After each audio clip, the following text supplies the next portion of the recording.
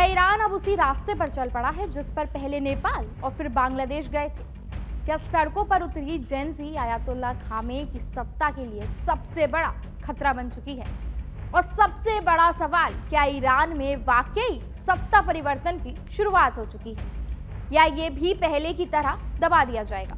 इन सवालों के जवाब आज ईरान की सड़कों, नारों और बढ़ते गुस्से में छिपे हैं। पहले समझते हैं कि आखिर ईरान में हो क्या रहा है। पिछले 6 दिनों से ईरान में हालत बेहद तनावपूर्ण बने हुए हैं।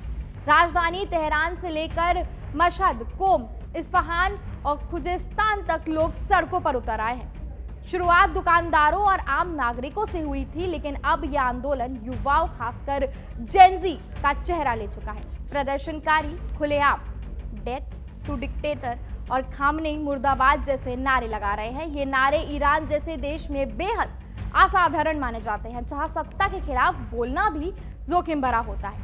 विरोध की चिंगारी तब और भड़क गई जब पुलिस की गोलीबारी में 7 लोगों की मौत हो गई, जिससे माहौल को और विस्फोटक बना दिया गया।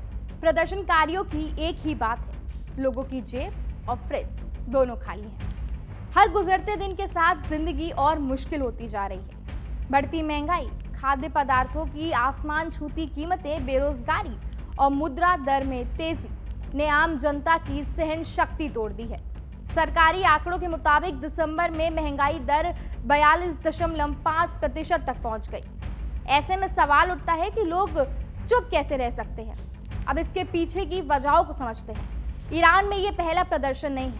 इससे पहले भी ईरान में कई बार लोग सड़कों पर उतरे हैं, लेकिन हर बार सत्ता ने सख्ती से हालात को काबू कर लिया था। फिर इस बार ऐसा अलग क्या हो रहा है? सबसे बड़ा फर्क है पीढ़ी का, यानी जनरेशन का। इस बार आंदोलन की अगुवाई वो युवा पीढ़ी कर रही है जिसने सिर्फ प्रतिबंध, महंगाई और बंदिशों वाला ईरान देखा है। ये जेन-ज़ी ना तो पुरानी क्रांति से भावनात्मक रूप से जुड़ी हुई है और ना ही धार्मिक सत्ता से उतनी प्रभावित है। दूसरा बड़ा कारण है आर्थिक बदहाली। अमेरिका और पश्चिमी देशों के प्रतिबंधों ने ईरानी अर्थव्यवस्था की कमर तोड़ दी है। तेल बेचने में दिक्कत, विदेशी निवेश की कमी और कमजोर मुद्रा ने आम लोगों की जिंदगी को मुश्किल बना दिया है। जब रोजमर्रा की जरूरतें भी पूरी ना हो तो डर की दीवार भी गिरने लगती है। तीसरी अहम बात है कि विरोध अब सिर्फ आर्थिक नहीं रहा, पहलवी वापस आएगा जैसे नारे ये संकेत देते हैं कि कुछ लोग इस्लामिक रिजीम के विकल्प के बारे में सोच रहे हैं। इस पूरे घटनाक्रम ने अंतर्राष्ट्रीय समुदाय का ध्यान अपनी ओर खींच लिया है। संयुक्त राष्ट्र के मानवाधिकार प्रमुख वोल्कर तुर्क ने ईरान की हिंसक कार्रवाई पर चिंता जताई और शांतिपूर्ण विरोध का सम्मान करने की अपील की। लेकिन सबसे ज्यादा हलचल मची अमेरिका के पूर्व राष्ट्रपति डोनाल्ड ट्रंप के बयान से। ट्रंप ने न सिर्फ खामेनी को चेतावनी दी, बल्कि ये भी कहा कि अगर शांतिपूर्ण प्रदर्शनकारियों पर गोलीबारी चलाई गई तो अमेरिका उनके बचाव में आगे आएगा। उन्होंने लॉक एंड लोडेड जैसे शब्दों का इस्तेमाल किया, जिसका मतलब सैन्य भाषा में पूरी तैयारी से होता है। यहीं से सवाल और गहरे हो जाते हैं। क्या यह आंदोलन पूरी तरह घरेलू है या इसके बाहरी ताकतों की भूमिका भी है? अब सबसे अहम सवाल, क्या खामेनी की सत्ता सच में जाने वाली है? इसका जवाब सीधा नहीं। ईरान की सत्ता संरचना बेहद मजबूत और सख्त है। रिवोल्यूशनरी गार्ड, सुरक्षा बल और धार्मिक प्रतिष्ठान अब भी खामेनी के साथ खड़े हैं। इतिहास बताता है कि ईरान की सत्ता ने पहले भी आंदोलन को कुचल दिया है।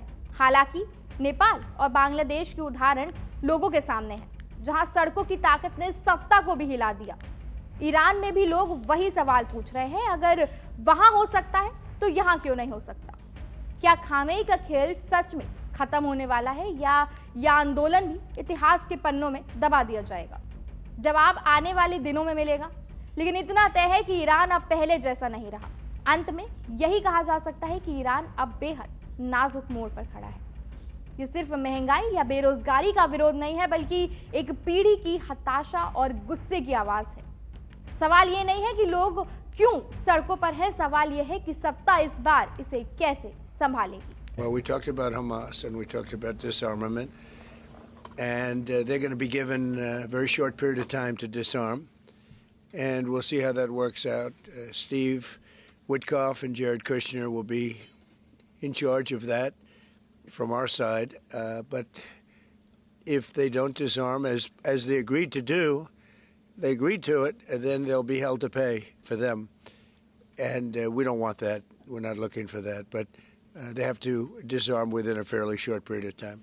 If you don't see Hamas disarm in that short amount of time that you're giving them, can you tell us what the next steps would be? It'll be horrible for them. Horrible.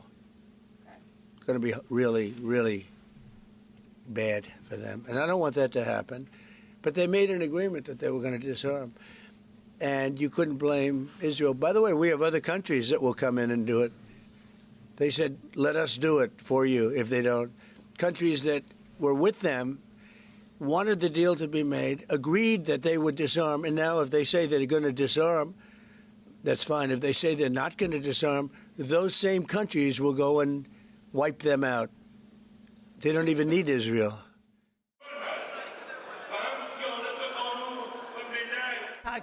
I emphasize that Iran does not seek permission from anyone to defend itself. The Iranian people's response to any widespread adventurism and evil is unapologetic and even unexpected. I hope they're not doing it because we don't want to waste the fuel on a B-2. It's a 37-hour trip both ways.